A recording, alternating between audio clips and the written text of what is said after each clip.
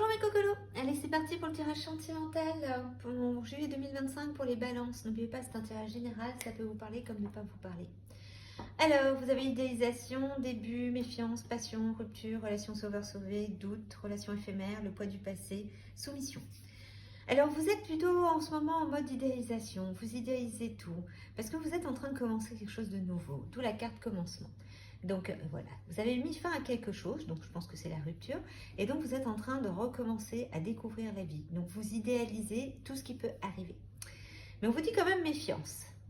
Donc vous êtes dans la passion, vous idéalisez, vous êtes dans la passion de tout, dans toutes les actions que vous faites, vous mettez de la passion.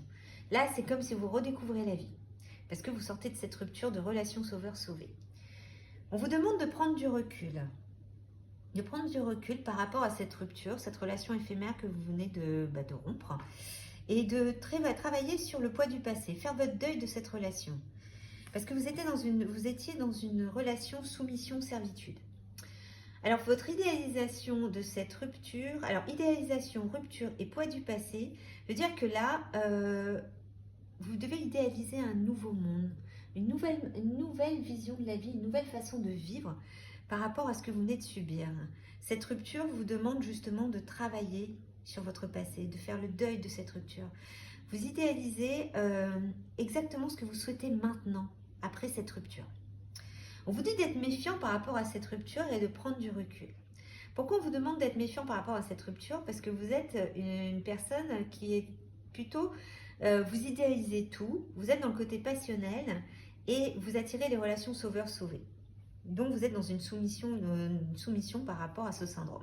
Donc il faut travailler sur ça, donc travailler sur le recul. Mais en même temps, vous avez aussi le doute d'avoir pourquoi j'ai rompu, puisque relation sauveur-sauvé fait qu'on se pose toujours la question pourquoi je quitte la personne, parce que vous êtes en manque. C'est un peu comme une drogue. Une drogue, vous avez besoin de vous raccrocher à quelque chose. Voilà. Donc après, donc par rapport à ce que je disais, donc vous avez l'idéalisation de la passion. Vous devez prendre du recul. C'est-à-dire que là, comme vous êtes en train de recommencer quelque chose de nouveau, vous vous impliquez totalement dans tout ce que vous faites. Mais on vous demande plutôt d'y aller cool, hein, de vous poser.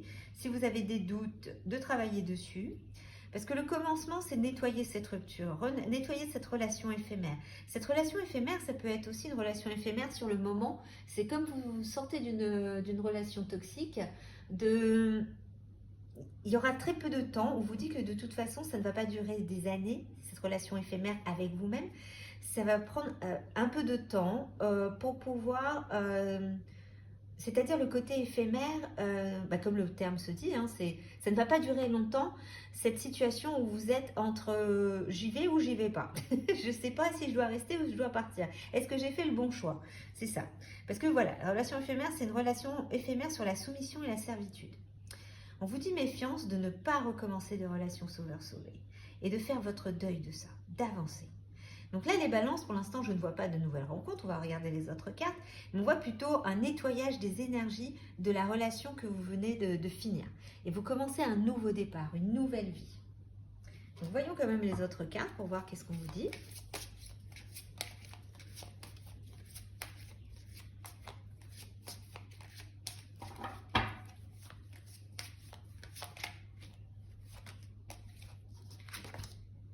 Il y a une relation karmique. D'accord.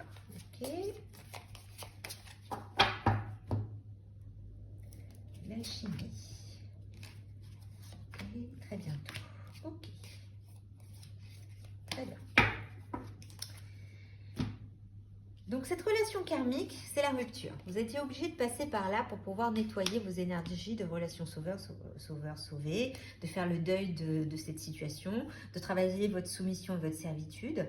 Les relations karmiques vous sont envoyées justement pour comprendre vos blessures, pour comprendre vos problèmes et pouvoir les régler.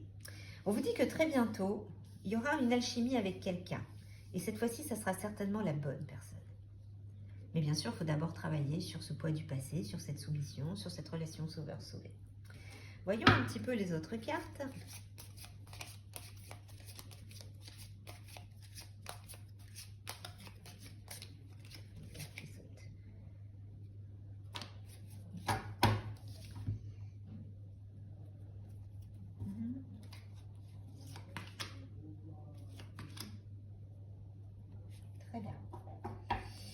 Alors, on vous dit relation discrète et relation parfaite. Donc, cette nouvelle relation qui va arriver sera une relation qui sera totalement différente de ce que vous avez l'habitude de vivre les balances. Ça va être discret, ça va être parfait, ça va glisser tout seul. C'est des moments de convivialité et deux sont à venir. Et malgré une forte attirance, un blocage se fait ressentir.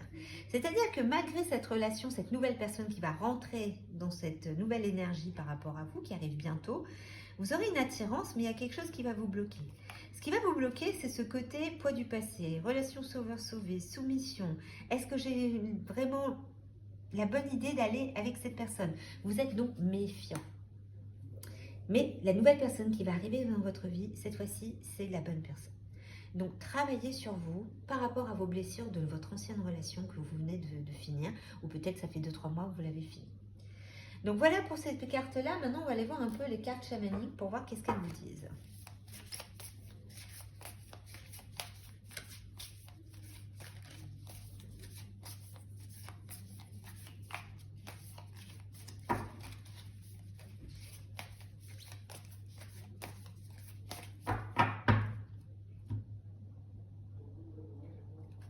La croix andine. La croix andine. Alors, qu'est-ce que c'est que la croix andine? Donc, vous voyez, c'est le symbole du chaman, la croix andine. Vous avez voilà, les croix égyptiennes, les croix chrétiennes et tout, mais vous avez aussi la croix chamanique, qui s'appelle la croix andine. Et donc, la croix andine, je vais vous lire un petit peu ce qu'ils vont là, annonce le début d'un grand voyage. Donc, il est temps de s'élever, d'élever votre regard du quotidien terre à terre, parce qu'il jusqu'à présent vous a semblé hors de portée. Laissez la nouvelle sagesse vous guider, cessez d'essayer de donner un sens à tout cela avant de répondre par un oui retentissant. Donc là, ce que la croix essaye de vous dire, qu'il est enfin temps de vous trouver. Il est enfin temps de mettre de côté toutes vos blessures et d'avancer. De faire un travail sur ce sauveur-sauvé, sur ce poids du passé, sur cette soumission et d'avancer. Voilà. Donc, tout ce qui est vraiment, tout ce qui vous pensez hors de portée, vous avez la possibilité de l'avoir. Donc, votre idéalisation est plutôt positive. Donc, vous dites que le temps a passé et les occasions se sont envolées. Ce n'est pas le moment de faire le saut auquel vous vous êtes préparé. Donc, il est préférable d'attendre que les conditions dans le ciel s'alignent à nouveau pour vous offrir un moment plus propice. Toute mesure audacieuse que vous prenez maintenant exigera un effort énorme de votre part. Il est tout aussi important de savoir quand revenir à son calme intérieur et attendre le temps plus favorable de savoir quand agir. Donc, n'y allez pas, ne foncez pas comme un taureau qui rentre dans une arène. Vous êtes dans l'idéalisation, travaillez sur ce que vous souhaitez, mettez les bases, prenez le temps. Ce côté passionnel, mettez-le un peu de côté parce que ça peut être dangereux, ce côté passionnel. Donc là, il faut vraiment se poser, réfléchir, nettoyer, accepter les erreurs, digérer pour avoir cette nouvelle relation qui va arriver. Et ça, c'est pas uniquement dans le côté sentimental, hein, c'est aussi un côté au point de vue général. Donc voyons quel animal vous accompagne pour ce mois de juillet, hein, les balances. Le faucon. Les synchronicités sont les messages de guidance de l'univers. J'y suis attentif et je m'en sers pour diriger ma vie. Donc on vous dit de vous laisser porter et de faire marcher les synchronicités. Quand vous voyez quelque chose qui arrive, vous y allez, vous tentez et vous voyez ce que ça donne. En fin de compte, l'univers vous met toujours des signes. Et la plupart du temps, on bloque en disant oui, mais si je fais ça, il va m'arriver ça. On fait tout de suite un plan d'action de catastrophe avant même que les choses se mettent en place. Là, le faucon vous dit au contraire les synchronicités qui vont arriver. Soyez attentifs et dirigez-vous vers ça, parce que ça va vous mener vers la vie que vous souhaitez. Donc la croix andine, c'est réflexion, nettoyage du passé. Le passé, c'est le passé, acceptation de ce qui s'est mis en place, travail sur moi-même, avancer. Et dès qu'il y a une synchronicité, il y a quelque chose, je fais ok, si c'est là, c'est que je dois y aller et on verra ce que ça donne. Et à partir de là, vous verrez très bientôt, une nouvelle relation va arriver. Donc voilà les balances pour votre tirage du mois de juillet. N'hésitez pas à liker, de partager, de vous abonner et puis on verra la suite.